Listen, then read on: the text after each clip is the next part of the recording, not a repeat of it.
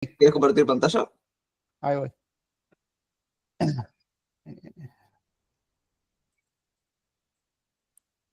Porque justo tuvimos como un medio tensión, baja tensión y se reinició. Se me había reiniciado la máquina y tenía abierto el proyecto. Así que, No hay problema, Luis.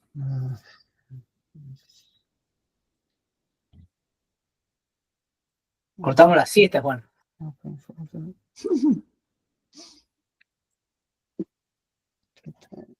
Está buenas tortas fritas.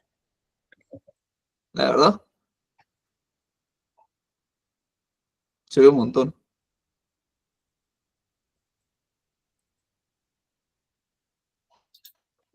No hay problema, Florencia. Te escribo en el chat que no puedo hablar mucho. Bien, de todas formas, si se les complica en el laburo o donde estén, ahí puse a grabar, ¿sí? Bueno, vámonos de acá. A ver. Por dos no se está compartiendo, Luis. Por Sí, si sí. estoy buscando para allá. Lo que hicieron, no hay problema. Era por si pensabas que estás compartiendo cosas. Ahí ya me paro sobre el backend. Listo. Ok, ahí sí arranco a compartir. Tengo que hacer desde acá. Compartir pantalla. Pantalla completa. Y acá está. Bien. Bueno, estoy en el front, pero ya no es el front, este es el back. Vamos a cerrar esto porque estaba trabajando en el back. Ya se ve, ¿no? Sí. Sí. Ok. Bien. Estábamos trabajando en el back. Acá tenemos este SQL, el script, module. Acá tenemos encuesta, los DTO, la respuesta. Y por las dudas, si algún compañero mío ha hecho algo, no, vamos a tirarnos por acá.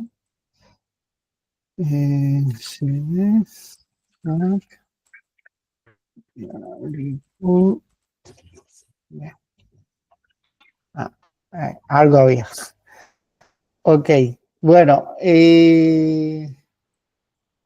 quisiera saber, profe, cuando arrancamos con los el NPM run serve, hoy siempre NPM run start, ¿cómo es la construcción del de esto? ¿Por qué? Porque en un lado vi configuraciones del type ORM por fuera y se llama acá como si fuera, o sea, como se importara lo que es una clase que está por fuera aparte y nosotros la hicimos acá. En lo que es la entrada a la base de datos. La configuración, seguramente. En configuración, está acá. La configuración de la base de datos, ¿no? Sí, este sería la configuración para entrar a la base de datos, puerto, el API, localhost, el puerto que vamos a usar, y por ahí tengo también mi punto .env cargado, acá, con mis datos. Pero ahora no estoy encontrando el archivo, creo que no era el que donde estaba, el main. Capaz estás buscando el arriba de ese. Este.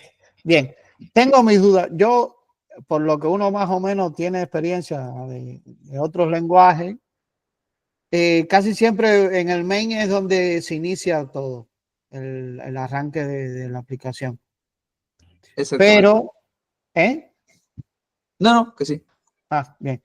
Pero luego tenemos el app module que tiene lo que es la configuración del type ORM, que es la forma, o sea, bajo este patrón de factory se va a crear todo el el arranque para la conexión a la base de datos y desde el main vamos a acceder.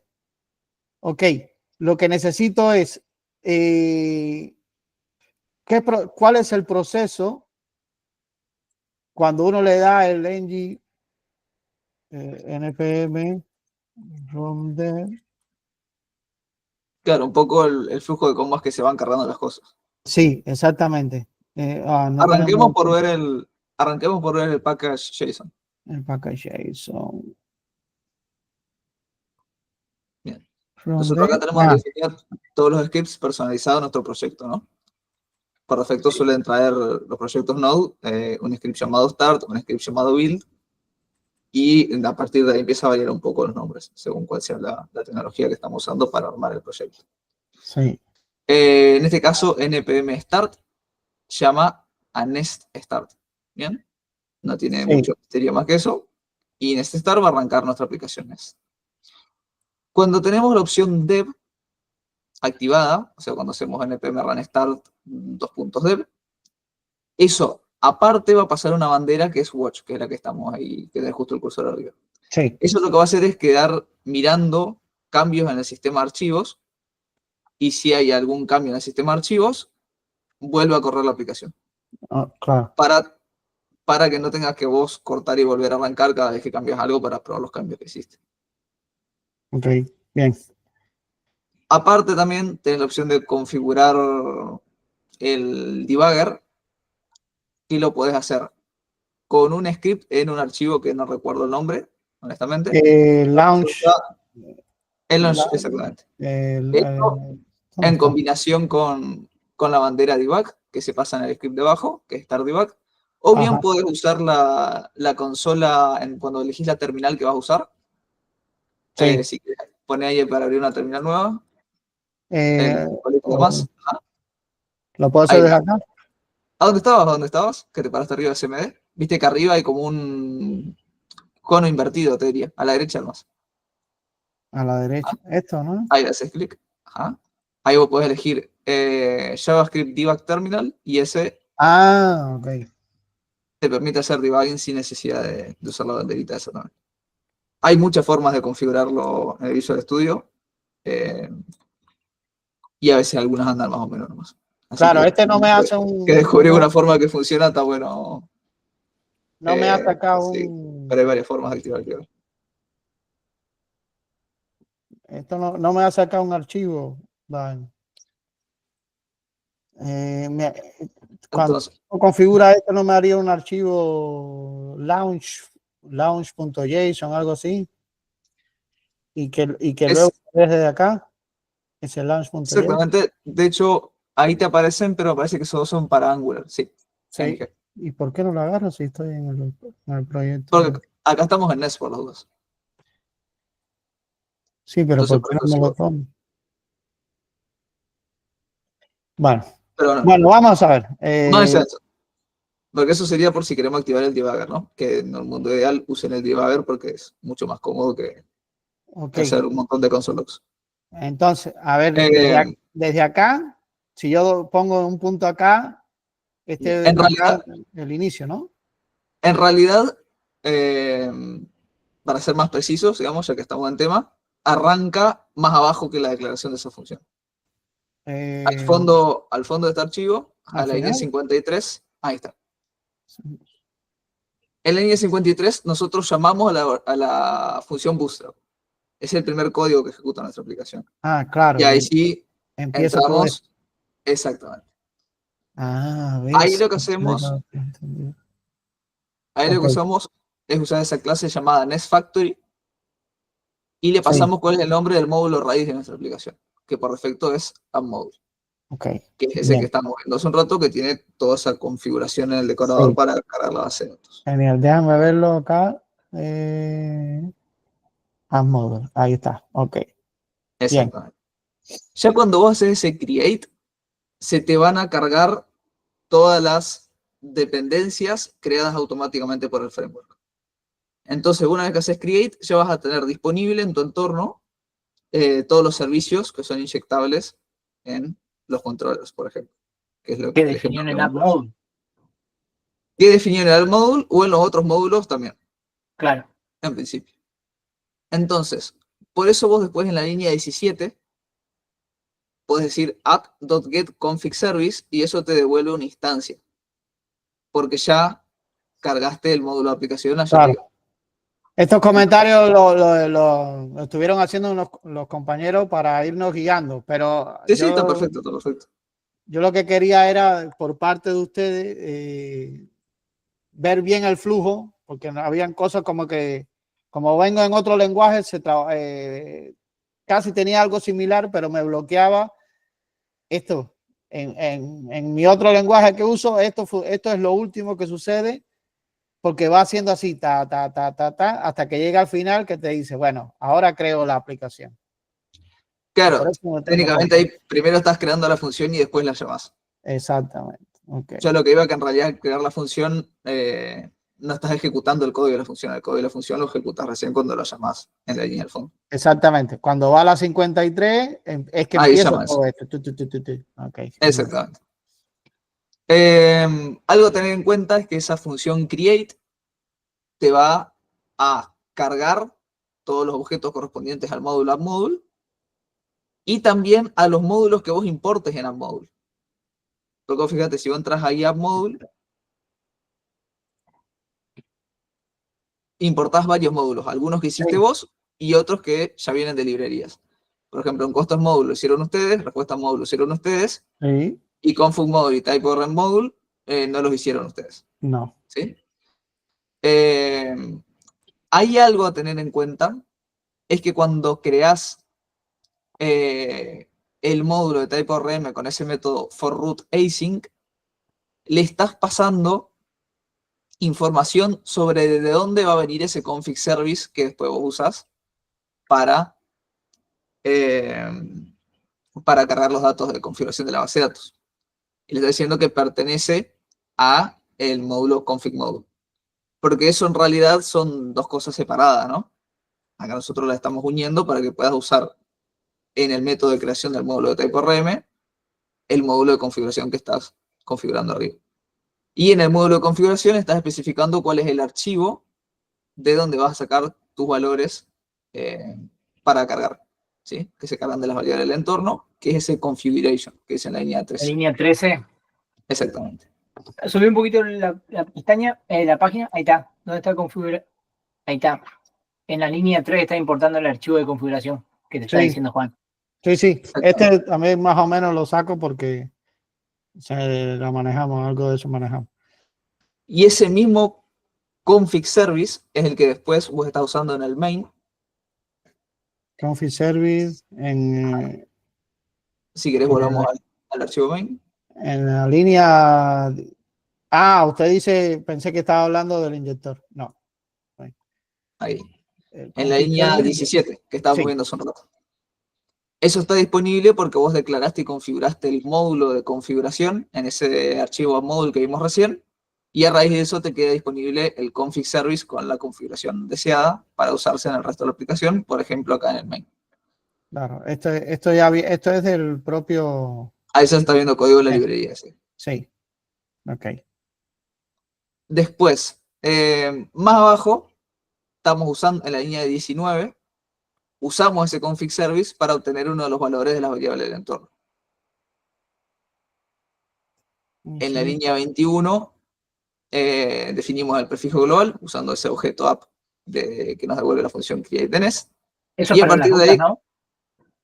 exactamente, para que todas El las rutas prefijo. arranquen con el valor de la variable prefix, que en nuestro ejemplo de clase era API, y estimo que usaron el mismo, o no, Pero en principio va a ser API.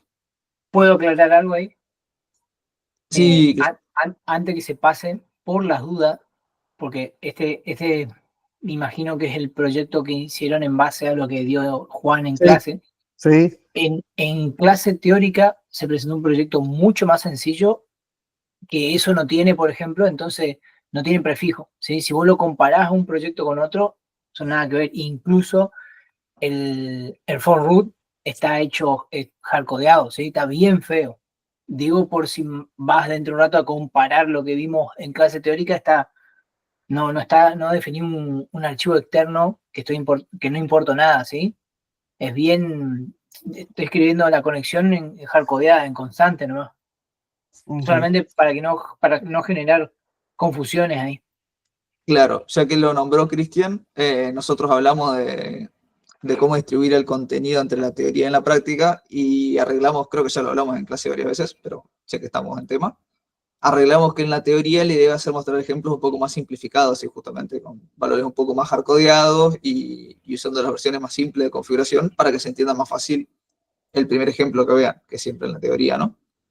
Ok. Aparte también en la teoría van a notar que se utilizan otro tipo de estructuras, tanto en NES como en Angular, que también son válidas, pero son distintas a las que vimos en clase. Por ejemplo, en Angular se utilizan módulos en lugar de componentes standalone, para que tengan los dos ejemplos. Comunicación padre-hijo también, utilizamos dos enfoques distintos que ofrece el framework, uno un poco más antiguo, el otro un poco más moderno. Pero sí, van a notar que hay diferencia entre la teoría y la práctica, porque la idea era que la teoría sea un poco más simple, porque es lo primero que ven, y que vean un abanico más grande de todas las opciones de configuración que ofrecen los frameworks, como para que lo tengan en cuenta. Ese fue el enfoque que tomamos. Ok. Eh, bien, vamos a ir Bueno, avanzando. esto acá no me quedó claro o sea, lo que me explicó. Ajá, vámonos. Creamos una, una variable Ajá, para que cuando inicie la aplicación tenga haga uso de la variable de la clase configure service del propio NES y después le paso esa variable, le paso este prefix. exactamente. Voy a estar diciendo config service, dame el valor para la clave prefix. Y vos podrás preguntarte, ¿y a dónde estoy configurando yo ese valor para la clave prefix? ¿Cómo sabe qué es lo que tiene que conseguir?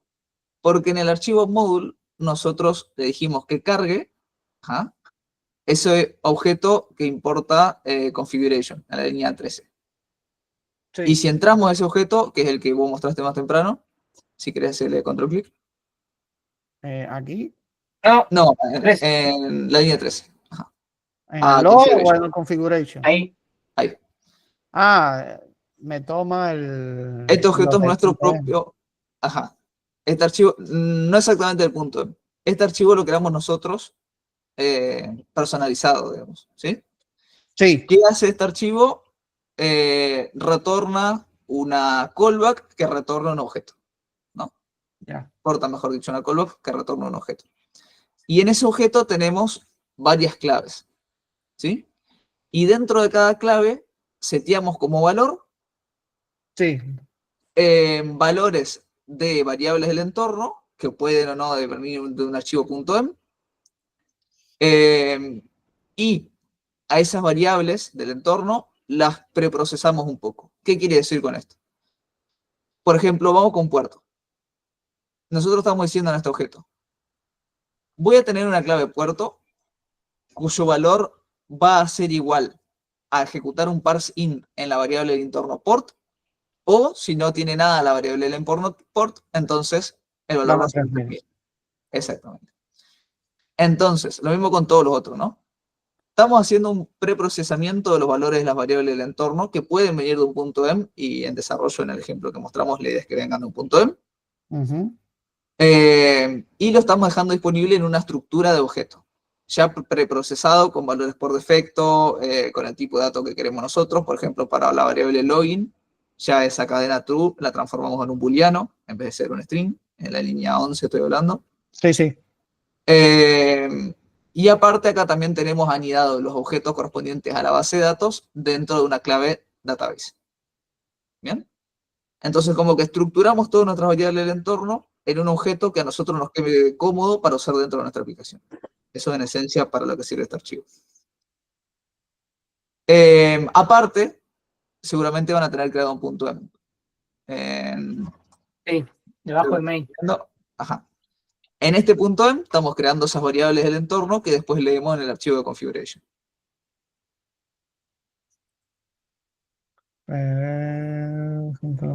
Marvin. Ahí lo Acá tenías, no. debajo del main. No, debajo del main. Acá esto es lo que estaba mostrando. Este es nuestro punto M. Ese es el Claro. punto. Lo puedes abrir desde AppModule, si quieres andar Module. Y ahí hace control clic, línea 13. Ahí está. Acá estamos leyendo esa variable del punto M. Las procesamos un poco para que sean más fáciles de usar en el sistema. Y nos quedan disponibles entonces en este objeto. Este objeto se lo pasamos a ese AppModule en la configuración del config module, ¿sí? Y eso deja disponible un config service en el que nosotros podemos usar el método get para obtener los valores de alguna de estas claves del objeto que estamos apartando en el archivo configuration. Ahí está. Ahí en la línea 19, con ese método get, estamos diciendo, dame el valor de la clave prefix de ese objeto configuration que estuvimos viendo recién. Claro. Esto sería como una destructuración, ¿no? No. No exactamente, estamos Sí. obteniendo el valor de una clave del objeto. Ok. Primero, desde un punto M, creaste un archivo de configuración con tales constantes, Sí. lo cargaste, como dijo Juan, desde ahí armaste el configuration service, perdón, el de la S, ¿sí? Sí. Y este es el que usás para, Acá. ahí exactamente. Luego, en el main TS, usás pedís el valor de una de las claves. Claro, La clave- acá me encargo de cargar la clase que hace todo el manejo del configuration service. Y Cargás la entonces, configuración. exactamente. Y desde acá empiezo a llamar lo que esté. Ay, qué lástima que acá Lo no se que puede hacer de necesitas. línea. Claro, lo que necesito de este lugar. Correcto. Exactamente. Anda por favor al app mode de nuevo. Acá.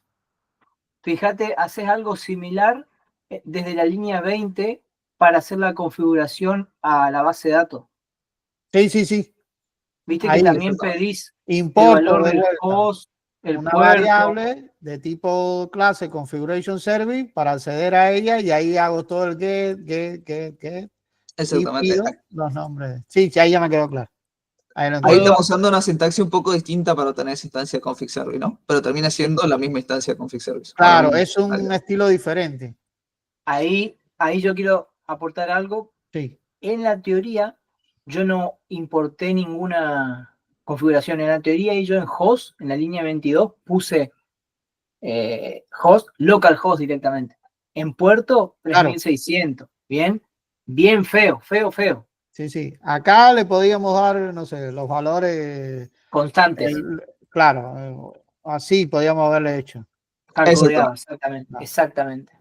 Sí, ya entendí, ya me quedó claro. Ahí ya lo vi. Un par de aclaraciones más, chicos, ya que estamos acá.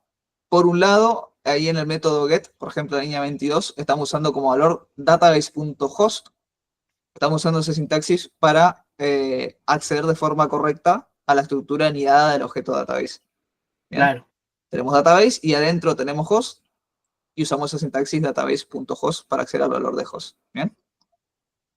Eso es importante, ¿eh? Parece Y acá Claro, tuvimos que haber usado el NPM que nos permite de punto .m, ¿no? Que nos permite hacer que nos permite el uso de este archivo. ¿O no? ahí no me quedó clara esa duda, Luis. O a lo mejor me estoy haciendo matete con como el que ya viene ya. O sea, como que esto es este process.m. Ajá. Ese es el Y process.m común de Node. No de es Node. especial de no había que hacer ningún NPM para poder usar esto. Por No, defecto no. ya no viene. Ya lo Claro, viene. no. Entonces Por me estoy defecto va a confundiendo. funcionar.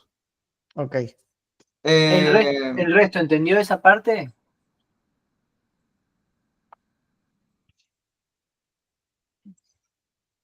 A ver el chat por las dudas, que no lo estoy mirando. Capaz que sí. Romanoli dice que sí. Sí, Sí, Perfecto. profe. Todo el mundo. Genial. Una cosa más, Luis. Sí, Ahí si podés volvamos al app module. Viste que ahí en la línea 10 y 11 nosotros importamos los módulos por el nombre de la clase que define el módulo directamente. sí. Y en la línea 12, por ejemplo, en vez de simplemente declarar el módulo, el nombre de la clase, estamos llamando a un método forRoot. Y en la línea 17 forRoot async. Claro. Eso estamos, en vez de pasar el módulo directamente, estamos invocando un método que crea el módulo. Bien, eso se llama módulos dinámicos, que nos permite justamente configurar algunos valores que van a definir cómo se va a crear el módulo. En los módulos que creamos nosotros para el proyecto, que son encuestas módulo y respuestas módulo, no definimos ese tipo de funcionalidad porque lo hicimos más simples, pero las librerías suelen definir módulos dinámicos justamente para poder configurarlos, como estamos haciendo en este caso con el config módulo y el TQRM módulo. Bien, una aclaración. Por si les llama la atención que es distinta la sintaxis entre lo que creamos nosotros y los de las librerías. O sea que esto de acá, esto forRoot y forRoot async viene de la clase TypeRM module y este viene de config module, pero lo que indica es, mira, vas a usar esto, pero como que el forRoot viene a indicar que es de ¿cómo decirlo en palabras? Va a usar este módulo con tal configuración. Exactamente. Con tales datos, con tales valores. Exactamente. Ok. Ok. ¿Se entiende? Sí, sí, sí. Ahí yo estaba como que era que voy a tomar los parámetros que me carguen en el como en el core de la aplicación, de la aplicación, no, del Nest, del framework. Es para poder personalizarlo, sí, con tus propios archivos, como hicimos ahí, o con tus propios valores que vos desees al módulo. Si querés, volvamos al archivo main y seguimos mirando hasta el fondo. Sí, sí. Bueno, nos habíamos quedado acá, cargamos prefix, que era API. Ajá. Usamos ese método setGlobalPrefix para setearlo. En la línea 23, ahí estamos definiendo cómo se van a manejar las versiones. Ajá. Básicamente lo que estamos diciendo ahí es usar, bueno, lo que ya tienen en los comentarios, usar la versión en la URI, como escribieron, o sea, con en el path, que quede barra B1 en este caso, y que por defecto sea 1 para todas las rutas. Si queremos hacer una nueva versión de una ruta, podemos usar una sintaxis para indicar que ese endpoint es la versión 2 de la misma ruta. ¿Bien? Pero por defecto nos van a quedar todos en 1. Los pipes. Esa parte es interesante. Ese use global pipes lo usábamos para activar la validación automática de los DTOs en nuestros endpoints con class validator. Eso hacía uso de los decoradores que definíamos en los DTOs. Eso me parece que lo habíamos estado viendo bastante en la clase, pero si te parece, abrite. Ajá, perfecto. Uno chiquito. Bueno, Ahí, por ejemplo, create respuesta DTO, ustedes crearon una propiedad encuesta ID de tipo número y usaron los decoradores de class validator, isNumber y isNotEmpty. Entonces, con esa configuración en el main, si alguien intenta enviarles un objeto que tenga que respetar este DTO a un endpoint que tenga declarado que acepta objetos de tipo de DTO y pasan una propiedad que no es válida, automáticamente el framework va a retornar un 400 con detalles de qué es lo que está mal en la solicitud. Ok. Esto es validado ya con que hagamos esto, declaremos la aplicación que haga uso de estos pipes globales. Ajá. Y ya tendríamos acceso a esa funcionalidad. A estos decoradores. Exactamente. El de la línea 14 es distinto igual. Ese es un decorador de Swagger que sirve para que cuando nosotros vemos la documentación quede bien declarado que existe esa propiedad en el DTO. Son como, parecen similares, pero tienen funcionalidades distintas los decoradores de la línea 14 y los de la 15 y 16. Lo que estamos viendo ahora son los de la 15 y 16. Este viene de acá. Bien. Exactamente. Y los otros van a venir de Class Validator. Ahí en la línea 4 está el import de esos decoradores. Sí. Bien, volvamos al main, aclarada esa parte. Acá. Bien. En la línea 34 hacemos algo similar, pero para tener habilitado el uso de Class Transformer para limitar los datos que salen de nuestra aplicación cuando nosotros tenemos como tipo de retorno a nuestros endpoints las entidades que creamos.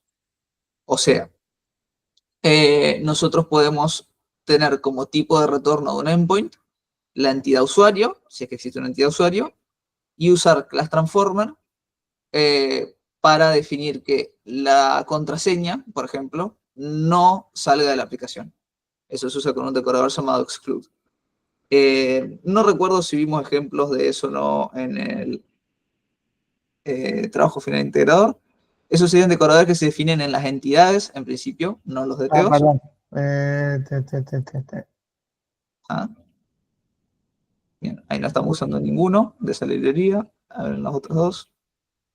En ese tampoco, en principio. No, Y en el de arriba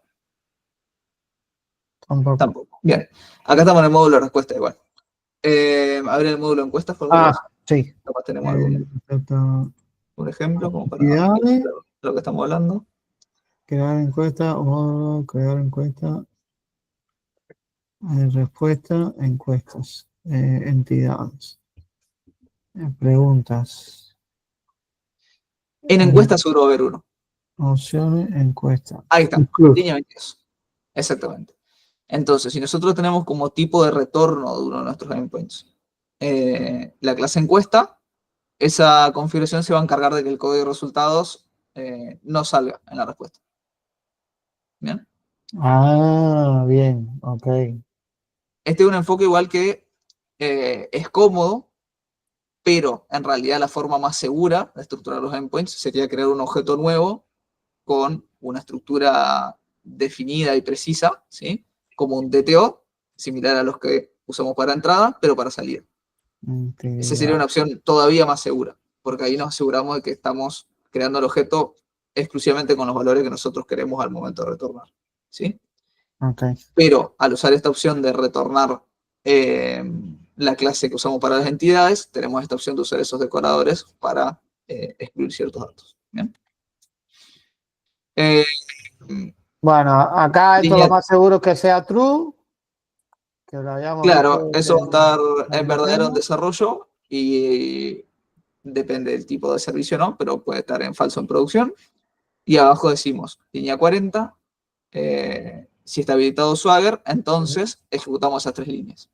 Claro. Esta Que es ya la básicamente, configuración del Swagger para verlo en la pantallita. exactamente. En Básicamente eso es lo que nos habilita, es ese mini servicio que nos muestra la UI de Swagger para poder hacer peticiones de pruebas. Siguiendo la configuración que usamos, por ejemplo, con esos decoradores API Property en los DTOs. Documento. Ok, bien. Constante de nombre, bueno, ahí se toma el puerto, ya se le da el away y listo. Ok, bueno, esta parte me quedó re clara. Muchísimas gracias. Y pasamos ahora a DTOs. Con DTO le pido solo uno y que me explique también, o sea, a ver,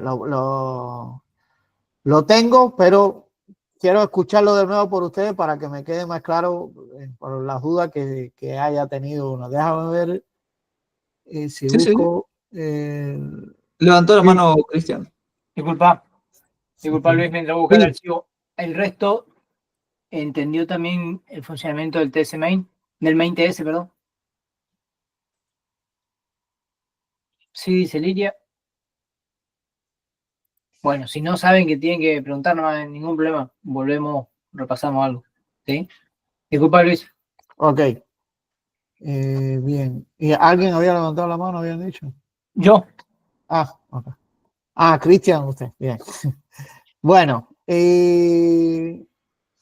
primero, digamos, de revisar una entidad,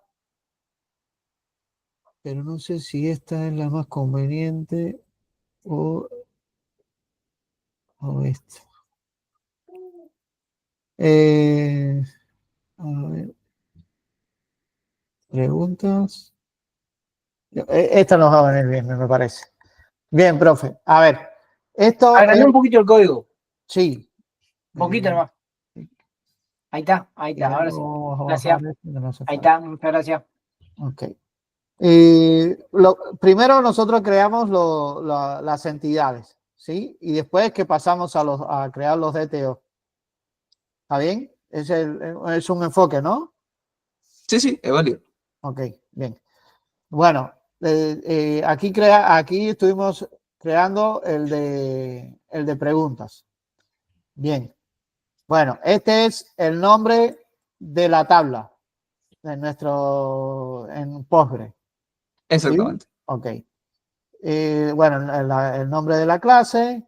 Acá indicamos de que la clave primaria va a ser generada va a ser autogenerada.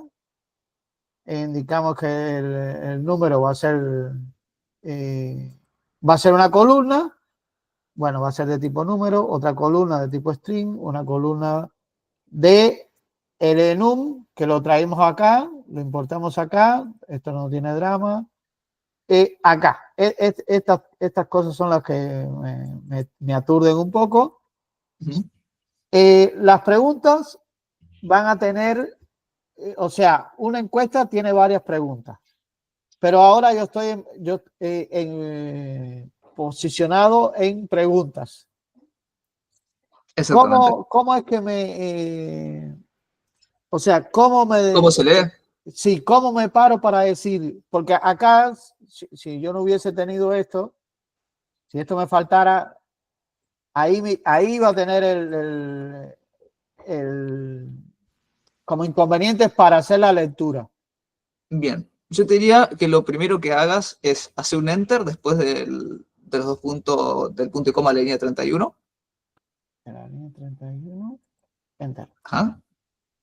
Abajo, después de encuesta, digamos. Acá. Ajá. Eh, Ahí ese enter, si escribí @column, ahí lo que yo te recomienda el autocompletado líder. Bien.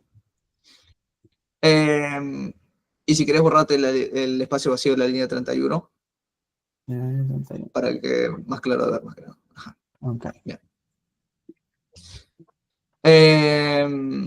Perfecto. ¿Qué es lo que hicimos ahí? Declaramos una columna más, ¿no? Ignoremos por ahora que existe lo que tenemos justo arriba de eso. Declaramos que nuestra tabla tiene una columna llamada ID encuesta de tipo número, ¿no? Bien. Sí. En principio, bueno, primero que nada, ese nombre ID-encuesta, que nos generó el ID, no estaría respetando la convención de nombres que usamos, ¿no? Sería Claro. ID encuesta con mayúscula la E, con camel Vamos a case. ponerle otra cosa, no sé. ID encuesta está bien. ID en mayúscula, en vez de Sin guión el bajo, guión. sin el guión bajo. Ahí está. Camel case. Exactamente. Ahora, estamos diciendo que vamos a tener una propiedad de encuesta de tipo number en nuestra clase, pero para indicarle el nombre exacto en la columna, vamos a pasarle un objeto al decorador en la línea 33, entre paréntesis. Ajá. Ahí pasarle un objeto, exactamente, lo que ya te valide. Bien.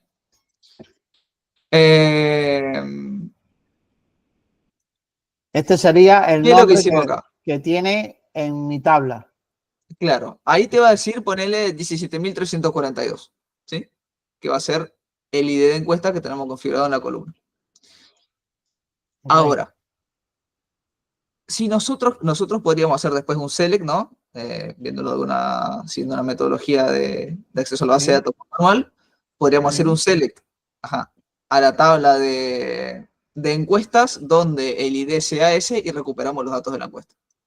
Así como en teoría nos manejaríamos siguiendo el enfoque manual, ¿no? Sí. Where ID. Igual 17.000 por poner algo. Sí. Ahí. Bien. Bien, 1. Eso bajo yo. Ahora, uno de los beneficios de usar ORMs es que nosotros podemos hacer que ese cruce de información con nuestra clase lo haga de forma automática en la librería, ¿sí? Okay. Sí. Para no tener que estar nosotros haciendo select con join y demás para o si no, con este enfoque súper manual que estamos usando en la línea 40, para traer los Sí. datos del resto de las entidades. Un segundo que escribieron algo en el chat, medio largo. Ahí contesto. Continúa. No se me sugiera. No hay problema, José. Bien. Disculpa, Luis. El framework lo que va a hacer entonces es hacer esa relación para que nosotros tengamos los datos disponibles de forma automática. Pero lo que nos exige el framework es que nosotros le declaremos exactamente cómo es que tiene que hacer esa relación de forma automática, para después dejarnos los datos fáciles a nosotros.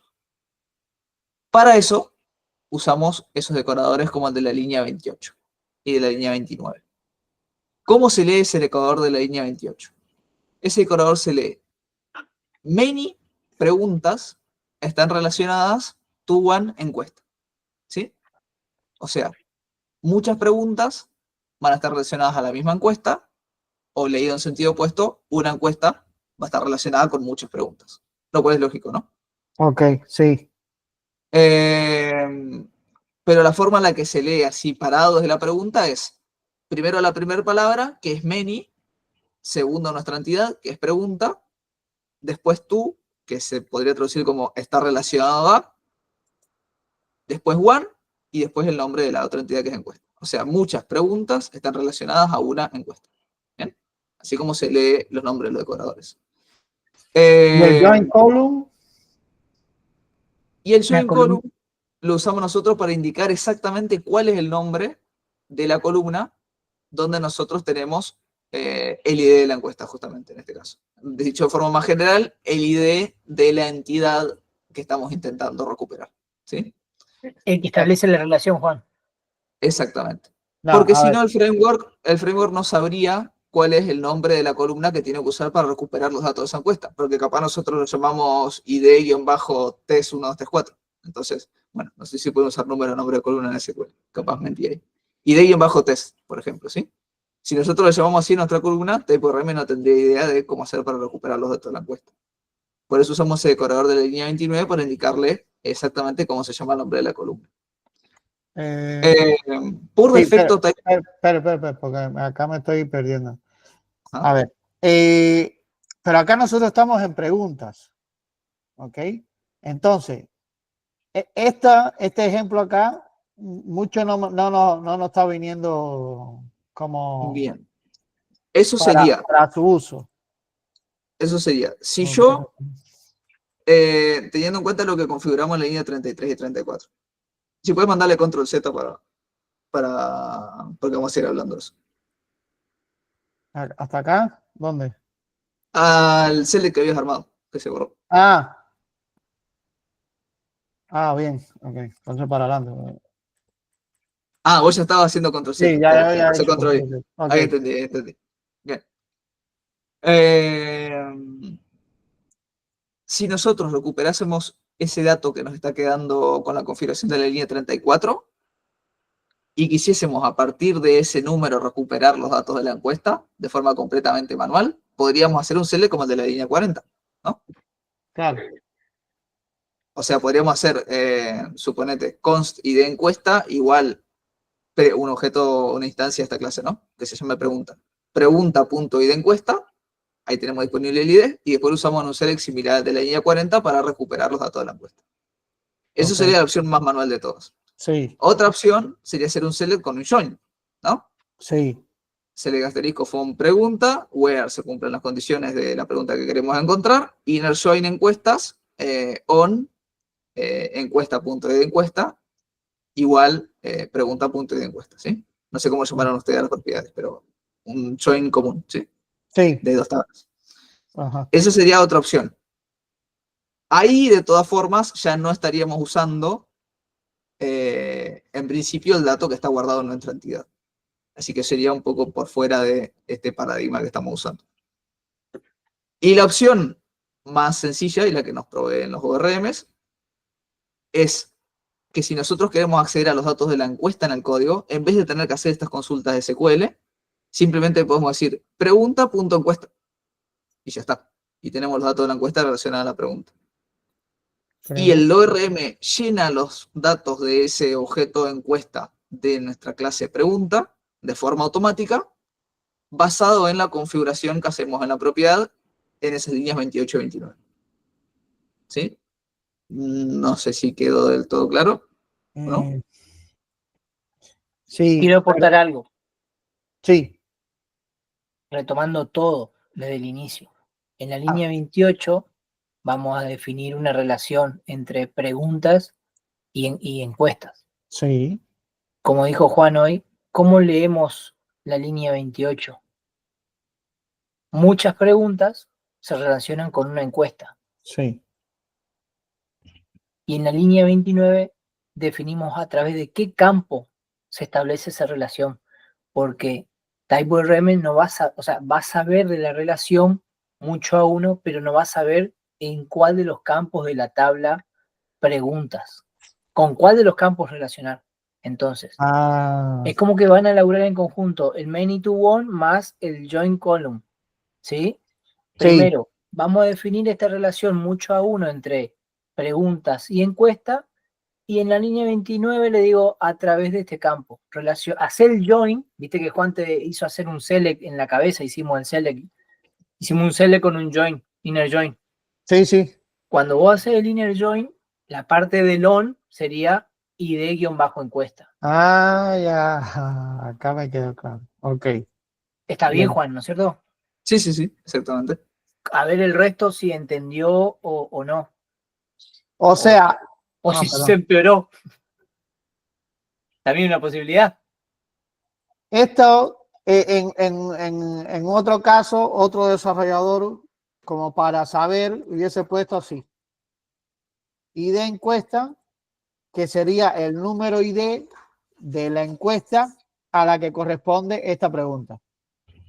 Claro, que es lo mismo que hicimos en la línea 34. Exactamente, ya. Ahí me quedó claro. Bien. Entonces ahí como que tenemos las dos opciones dentro de nuestro objeto pregunta. Podemos acceder al ID crudo o podemos acceder al objeto que se relaciona, ¿sí? De forma automática. Y esta configuración es válida. Podemos tener configurado tanto el ID de crudo como el objeto, o podemos tener solo uno o solo el otro. Ya. Y ahora, profe, lo del insert. Lo del insert. Eso One es. too many. Esto. Pero estos son de las opciones. Claro, porque cada pregunta también tiene una opción. O sea, es declarada como un tipo de opción. Cada pregunta puede tener o no una o más opciones. Sí. ¿Qué era eso? Eso era para las preguntas multiple choice. Bueno, tener una pregunta multiple choice y le relacionas varias opciones, que son las opciones que puede elegir el usuario. ¿Eso lo entendés, Luis? Sí, sí, sí. One Okay. too many. Opciones, el tipo de opción que va a tener. Y eso que me preguntaste del Cascade Insert es para que si yo le digo al ORM, créame esta pregunta, y le paso una instancia de esta clase pregunta, ¿no? Que tiene esa array de opciones con muchos objetos de opción. Si yo le digo con el método save de TypeORM, ejecuto save y le paso una instancia de pregunta, dado que está esa opción de Cascade Insert, va a crear registros en la tabla pregunta y después, por cada opción en esa array de opciones, va a crear registros en la tabla de opciones también. Para esa pregunta. Ajá. Exactamente. Ok. Sirve Bien. como para ahorrar inserts, ¿sí? Nosotros le pasamos un objeto y el framework crea todo de forma automática. Claro. Ok. Bien. Entonces, ya esto ahí lo tengo. Tengo que darle un poco más de vuelta a esto, pero me quedó Una claro. pregunta, Luis, por las Sí. dudas. En base de datos vieron todo lo que son relaciones many to one, many to many, todas Sí, esas cosas, ¿no? sí. Sí, Sí, sí. Bien. Sí, vamos a hacer. Lidia quería hacer una consulta puntual, tal vez era este mismo tema, Lidia, porque dijo cuando empezamos a hablar de esto. Me había perdido ese mensaje, ¿verdad? Hola, ¿me escuchan? Sí. Bien. No era sobre esto, pero es del backend también. ¿Lo puedo hacer ahora? Sí, obvio. Bien. Bueno, la primera pregunta es el tema de, bueno, la encuesta es la entidad más grande que tenemos, que se relaciona tanto con las preguntas, con las respuestas. La pregunta que teníamos con nuestro equipo es si se trabaja en servicios distintos o se trabajan en conjunto. No me queda del todo claro la duda, Lidia. Claro, porque tenemos relacionado, por ejemplo, encuestas con preguntas que están relacionadas. Y en el servicio de preguntas, entonces trabajamos solo preguntas o podemos trabajar también en conjunto con las respuestas. O se trabaja por separado cada uno. Porque de ambas formas funciona. Lo que quería saber es cuál manera es correcta de trabajarlo. Vos decís, suponete, si querés hacer un select, ¿sí? De registros de preguntas, Sí, por un lado, en un método de un service. Y por otro, sí, querés hacer un select de registros de respuestas, pero por sí mismas, sí, también en un método de un service. Si te conviene ponerlos en la misma clase service o en clases services separadas, sí. bien, como decís, las dos opciones te van a funcionar, las dos son perfectamente válidas, es una cuestión de cómo se organicen como equipo para estructurar el código. La forma más clara, más intuitiva, sería poner en un archivo distinto las consultas de la entidad en el que están plasmadas en el nombre del archivo, ¿sí? O sea, en encuesta service, las consultas que retornan encuestas; en respuesta service, las consultas que retornan respuestas. Eso por ahí es lo más intuitivo y lo que más van a ver en ejemplos de artículos y demás, pero como dijiste, las dos son válidas, es una cuestión de lo que decían como equipo. Bien, otra consulta. Con respecto a las funciones adicionales que nos piden, ¿la debemos trabajar en ambos, tanto en el backend como en el front? ¿O se puede trabajar solo en el front? Depende de la naturaleza de la función. Capaz va a haber alguna función que se les ocurre que no necesita que el usuario interactúe con el sistema para cumplirla. Y en fecha de Entonces, lo vencimiento, cambian en el backend.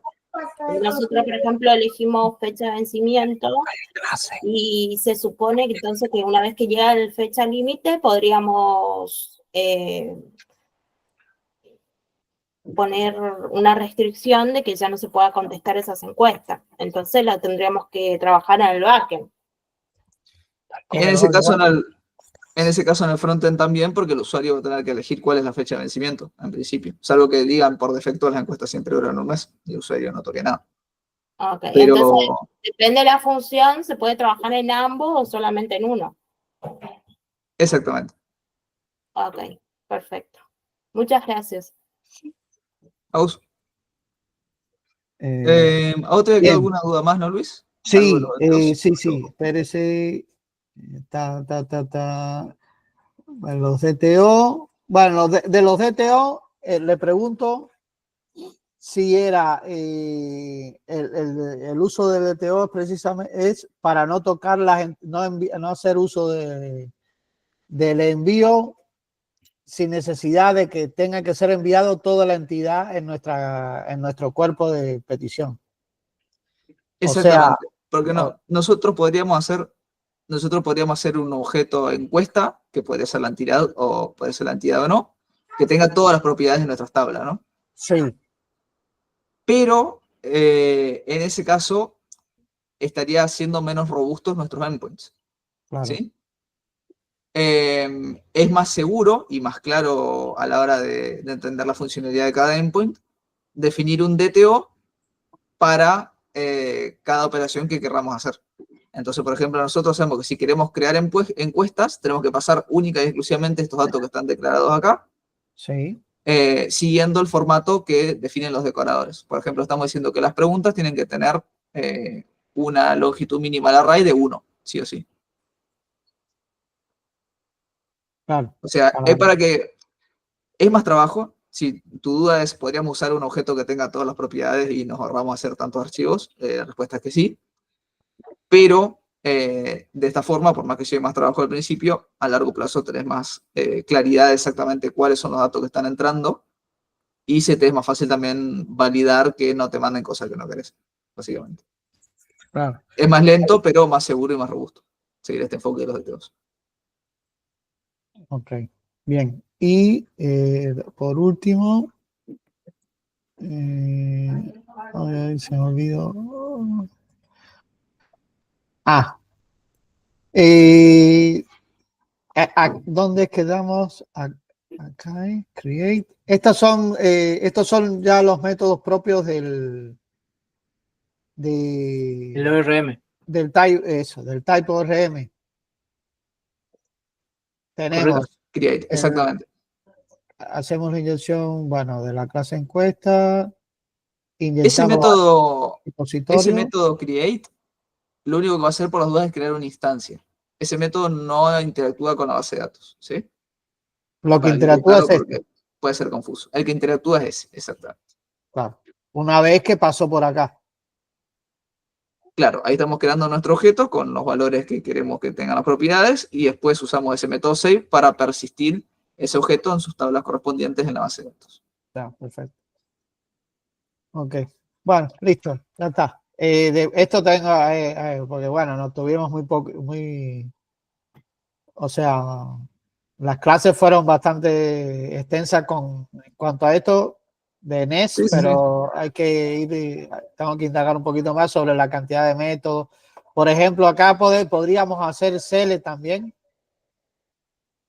Claro, puedes usar ese mismo objeto repository para hacer selects. Por ejemplo, en el método de abajo de este, si es que está igual a lo que vimos en Una vez clase. que yo tenga, por ejemplo, acá, obtener Ajá. encuestas. Ahí tenemos un ejemplo de select usando ese mismo objeto encuestas repository. Claro, bueno, más complejo. Lo que he visto, pero Claro, esa sintaxis es un poco más compleja que la sintaxis declarativa que también se puede usar con el repository, pero es más personalizable y se lee mejor en el caso de consultas complejas. Acá estamos usando ese método create query builder, ¿sí? En la línea 50. También se pueden hacer selects usando una sintaxis un poco más simple, que supongo es de la que estás hablando vos, pero que a la hora de hacer selects complicados termina siendo más difícil de leer, ¿sí? claro. Así que es más sano, vamos a decirle, si arrancan con esta sintaxis que es un poco más fea, pero más poderosa y que es más clara a la hora de hacer cosas complejas. Ok. Muy bien, profe. Genial. Listo, yo quedé satisfecho. Bien, ¿alguna otra consulta, chicos, de las otras personas que están conectadas al Meet? Buenas. Yo tengo una consulta, pero es más que nada el tema de la evaluación, que es, ¿qué pasa si nosotros tenemos nuestra app, está funcionando todo bien, se pueden crear las encuestas, se puede responder todo bien, pero algún integrante no llegó a realizar su funcionalidad extra? O sea, en ese caso, ¿se evalúa a todo el grupo o solamente a ese integrante que no llegó a hacerla y no mandó el video, nada? Primero, Bien. el trabajo, permiso Juan, Sí, sí. el trabajo en equipo, ¿ok? ¿Qué quiero decir con esto? Que si Juan y yo armamos un equipo de trabajo, va a haber un solo video, ¿sí? Va a comentar Juan su parte, va a decir, bueno, miren, yo creé esta parte, así, así, va a hacer un recorrido de lo que le tocó hacer y seguramente va a explicar alguna parte que me tocó a mí, ¿sí? Y, y yo voy a hacer lo mismo. No se centren únicamente en comentar lo que ustedes conocen porque, claro, así va a ser re fácil. Eh, dado que, o sea, creo entender para dónde va tu pregunta. Es como que hay alguien que no está laburando, aparentemente. Más o menos. Bueno, faltan 10, 15 días. Apuren entre todos, insistan entre todos. Es mi consejo, ¿sí? Porque el laburo es en equipo, ¿sí? Ok. Y O si sea, hay algo... o sea, yo te voy a decir, mirá, yo te voy a decir esto, vos sos mi profe, yo te voy a decir, mirá, Juan no hizo lo que le tocaba. Y Juan te va a decir, mirá, Cristian no hizo lo que le tocaba. Ajá. ¿Y vos qué vas a hacer? ¿Me explico? Ok, perfecto.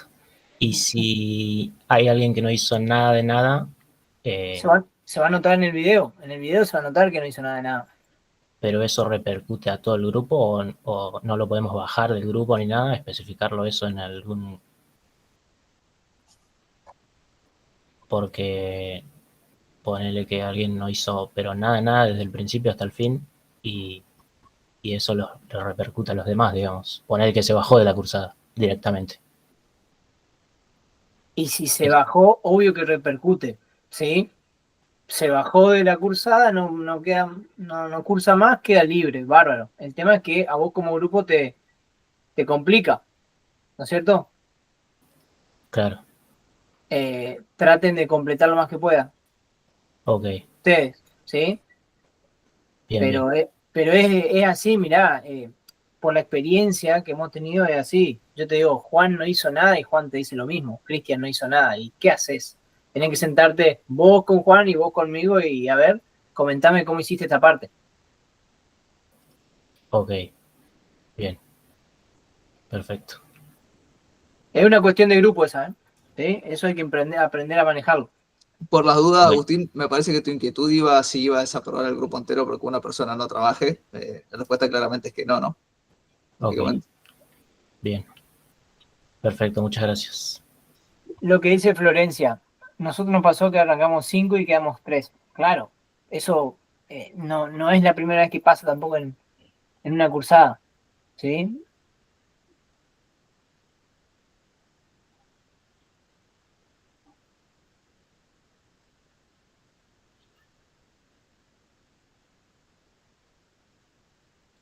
Y bueno, sí, es así. Es así ahora acá en la facultad y después capaz que en el laburo también, no sé.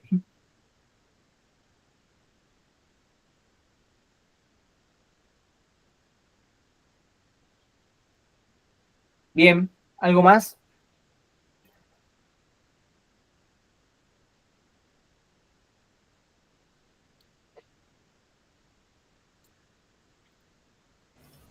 Si Por no hay, ahora, cuando termine la clase, me gustaría quedarme con los dos profes Oh, para hacer una consulta. otra más. Che, vamos a Sí, empezar a pero hablar. no, más o menos viene con otro tema de clase.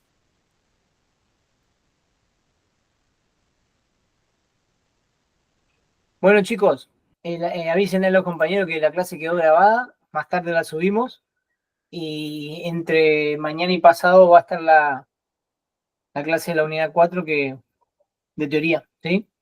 Gracias a los que vinieron y ya saben, si les surge más dudas, consultas, eh, manden un correo, un mensaje al campus. Recuerden, si no hicieron el cuestionario, está abierto de nuevo el cuestionario 3.